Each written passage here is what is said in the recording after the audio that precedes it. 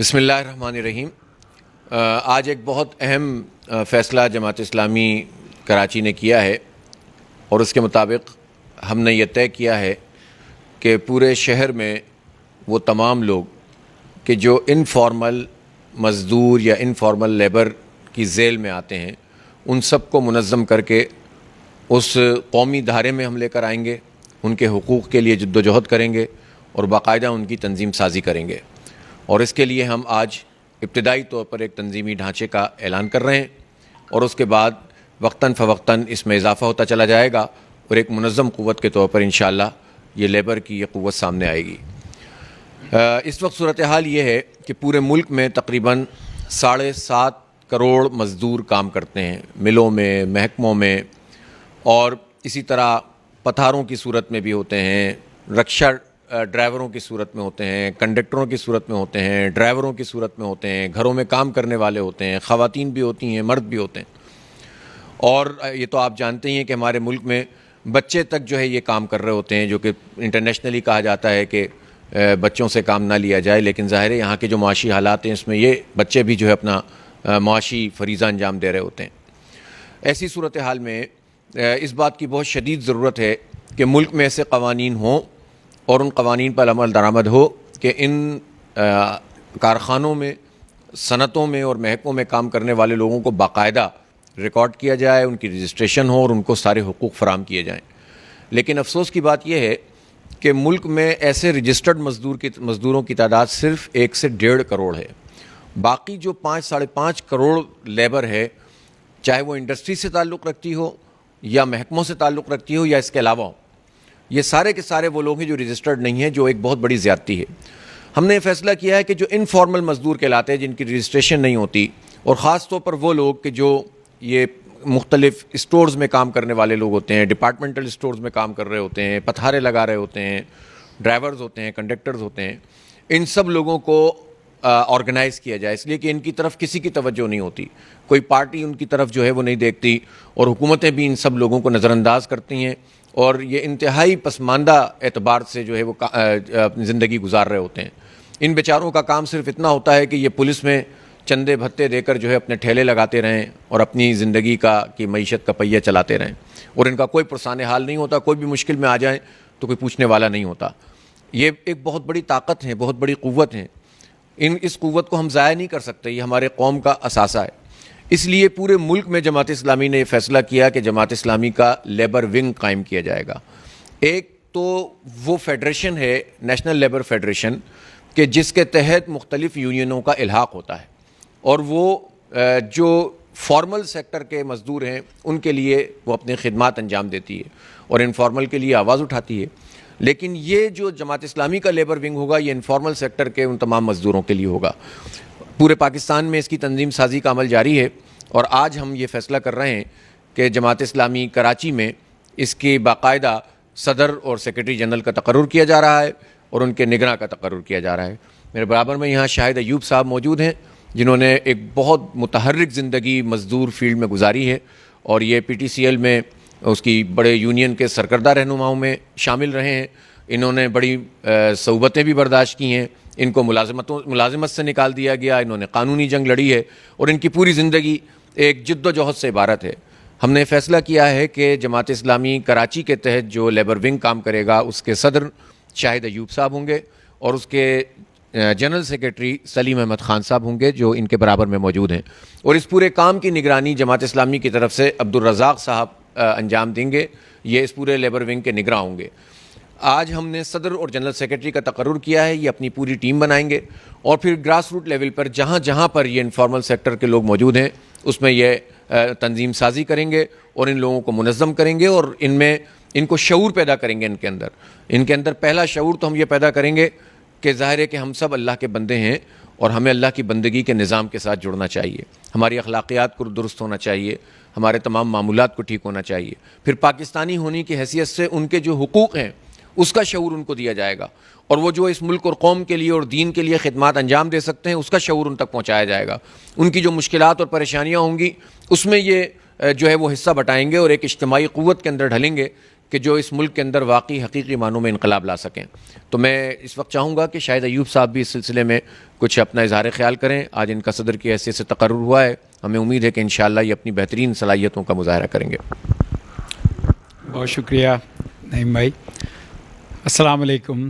جیسا کہ نعیم بھائی نے تعارف کرا دیا ہے اور تقریباً ساری باتیں کہہ دی ہیں, بس میں کچھ باتوں کا اور اضافہ یہ کرنا چاہوں گا کہ انفارمل وہ پیشہ ور طبقہ ہے جو ملک کی ترقی میں تقریباً 50% ریونیو جنریٹنگ میں کام کرتا ہے اور ملک کی ترقی میں بھی اسی طرح سے بہت بڑا کردار ادا کرتا ہے. یہ جتنے مزدور ہیں, جتنے دیہڑی دار ہیں, جتنے بیچارے یہ چھوٹے موٹے کام کر رہے ہیں, ان کی اگر باہر کی دنیا میں دیکھا جائے تو ان کو سوشل ایکشن پروگرام کے تحت بہت سپورٹ حاصل ہے. ہمارے ملک میں بھی بیرونی امداد انہی کے لیے آتی ہے. یہ ساری کی ساری امداد ختم ہو جاتی ہے, ان تک نہیں پہنچتی. ابھی EUBI میں بھی ایسا ہی ہے. ابھی نعیم بھائی نے جیسے بتایا کہ میں اب 1.5 کروڑ کی صرف بات کرتا ہوں, جو فارمل میں 1.5 کروڑ میں بھی صرف 30-32 لاکھ لوگ رجسٹرڈ ہیں جن کو میڈیکل کی سہولتیں ہیں, جن کو دیگر مراد ملتی ہیں, جن کو ورکر ویلفیئر بورڈ سے کچھ فنڈ کی صورت میں مدد ملتی ہے. باقی بے شمار فیکٹریاں ایسی ہیں جن کو ابھی تک کچھ معاوضہ نہیں ملتا ہے, جو رجسٹرڈ نہیں ہیں, ملکی قوانین کے تحت رجسٹرڈ نہیں ہیں. اور اصل حقیقت یہ ہے کہ جو یہ فارمل سیکٹر کے مزدور ہیں وہی پورے رجسٹرڈ نہیں ہیں. تو پھر آپ سوچیں کہ انفارمل سیکٹر کا ہمارے ہاں کیا حال ہے. تو ہم یہی چاہتے ہیں کہ پاکستان میں, اور جماعت اسلامی نے خاص طور پہ جو سوچا کہ 7 کروڑ کے قریب جو یہ تعداد ہے, مطلب 1.5 کروڑ زیادہ انفارمل ہیں, انفارمل 5.5 کروڑ کے قریب ہیں, 6 کروڑ, اور ہر سال اس میں اضافہ ہو رہا ہے. 25-30 لاکھ افراد کا اضافہ ہو رہا ہے. وہ کہتے ہیں نا چائلڈ لیبر بھی ہے, خواتین کی بھی لیبر ہے, گھروں میں کام کرنے والے بھی ہیں, کنسٹرکشن والا مزدور بے شمار ہے کراچی میں. اور کم و بیش ہمارے ایک اندازے کے مطابق 1 کروڑ سے زیادہ لوگ ہیں کراچی میں انفارمل سیکٹر میں. تو ہم نے ان کے لیے کام کرنا ہے. ابھی کرونا آیا تھا, اس کے بعد بارشیں ہوئی ہیں, تمام غریبوں کی آبادیاں مشکلات کا شکار ہیں. کسی نے بھی ان کی طرف توجہ نہیں دی سوائے جماعت اسلامی کے, یا شاید و نادر کوئی گیا ہوگا. تو ہم اس کو اب اور بہتر طور پہ کرنا چاہتے ہیں. ہم ان کو مقامی سطح پہ, جیسے نعیم بھائی نے بتایا کہ ہم اپنے یونٹ بنائیں گے, وہاں پہ ہم ان کے ممبر بنائیں گے, اور ان کو ممبر جماعت اسلامی لیبر بنائیں گے ہم. اور اس طرح سے انشاءاللہ ہم اپنی جو ہے تنظیم سازی مکمل کریں گے, اور آخر میں جا کے ہم ان کو قانونی طریقے سے رجسٹرڈ کر کے ان کو ان کے حقوق دلائیں گے, ورکر ویلفیئر بورڈ سے, ورکر ویلفیئر فنڈ سے, اور لاسٹ ایج میں جا کے EUBI میں جو سوشل ایکشن پروگرام کہلاتے ہیں.